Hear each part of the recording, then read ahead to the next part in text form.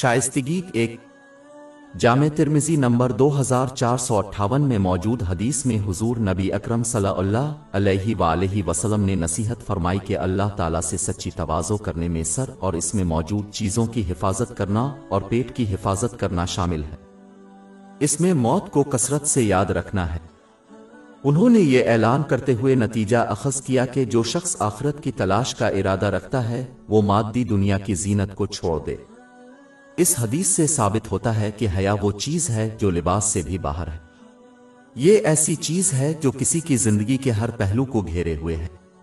سر کی حفاظت میں زبان، آنکھ، کان اور خیالوں کو بھی گناہوں اور لغو باتوں سے بچانا شامل ہے۔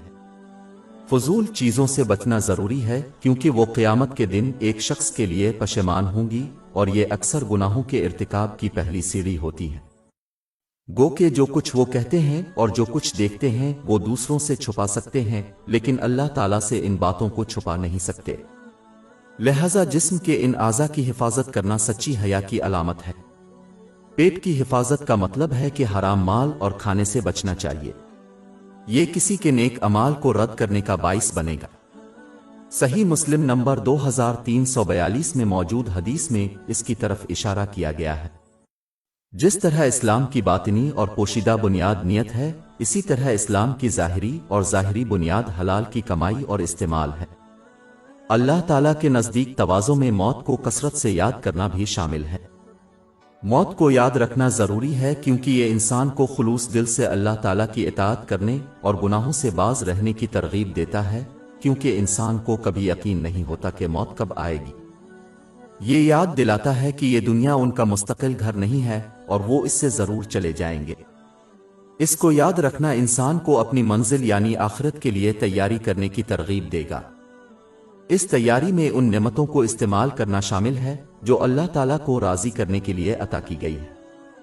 دوسری طرف جو شخص موت کی یاد سے پرہیز کرتا ہے وہ اپنے سفر آخرت کی تیاری سے غافل ہو جاتا ہے اور اس کے نتیجے میں وہ اپنی تمام تر کوششیں صرف کر دیتا ہے اور اپنی نعمتوں اور وسائل کو اس دنیا سے لطف اندوز ہونے اور سنوارنے میں لگا دیتا ہے۔ یہ رویہ اللہ کو یاد کرنے اور اس کی سچی اطاعت سے روکے گا اور یہ دونوں جہانوں میں مصیبت کا باعث بنتا ہے۔ باب 20 تاہا آیت 124 اور جو میری یاد سے روگردانی کرے گا اس کی زندگی تندرستی سے گزرے گی اور ہم سے قیامت کے دن اندھا اٹھائیں گے۔ آخر میں اللہ تعالیٰ کے لیے تواضع میں شامل ہے کہ آخرت کو اس مادی دنیا کی زیادتی پر ترجیح دی جائے۔ غور طلب بات یہ ہے کہ اس میں فضول خرچی یا اسراف کے بغیر اپنی ضروریات اور اپنے محتاجوں کی ضروریات کو پورا کرنے کے لیے مادی دنیا سے لینا بھی شامل ہے کیونکہ یہ اللہ تعالیٰ کو ناپسند ہے۔ باب 7 الاعراف آیت 31 اور کھاؤ پیو لیکن حد سے زیادہ نہ ہو، بے شک وہ زیادتی کرنے والوں کو پسند نہیں کرتا۔ آخرت کو ترجیح دینے میں ان نعمتوں کو استعمال کرنا بھی شامل ہے جو کسی کی خواہشات کی تسکین کے بجائے اللہ تعالیٰ کو راضی کرنے کے طریقوں سے عطا کی گئی ہے۔ جو اس طرح کا برتاؤ کرے گا وہ دنیا اور آخرت میں امن اور کامیابی پائے گا۔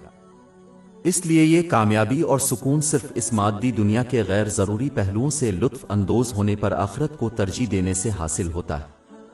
باب 16 النحل آیت 97 جس نے نیک عمل کیا خواہ وہ مرد ہو یا عورت حالانکہ وہ مومن ہے ہم اسے ضرور پاکیزہ زندگی دیں گے اور ان کو ان کے بہترین اعمال کے مطابق ضرور اجر دیں گے۔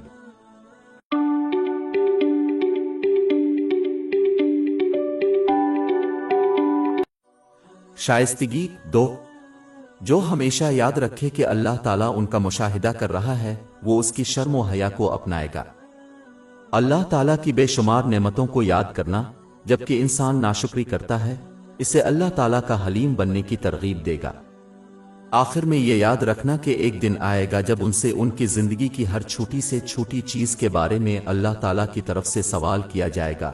اللہ تعالیٰ کی طرف سے شرمندگی اختیار کرنے کی ترغیب بھی دی جائے گی۔ اللہ تعالیٰ کی شرمندگی کو تقویت دینے والی چیز اللہ تعالیٰ کا خوف ہے جب بھی کسی کے دل میں کوئی بری خواہش داخل ہو جائے، اس لیے کہ دل کا یقین ہے کہ اللہ تعالیٰ اس خواہش سے پوری طرح باخبر ہے۔ اگر یہ رویہ کسی شخص میں قائم ہو جائے تو ان کی شرمگاہ اللہ تعالیٰ مضبوط ہو جائے گی۔ اس کے علاوہ یہ خوف کہ اللہ تعالیٰ ان کی خواہشات اور افعال کی وجہ سے ناپسندیدگی میں ان سے منہ موڑ لے گا، اس سے بھی اللہ تعالیٰ کی شرمندگی کو تقویت ملتی ہے۔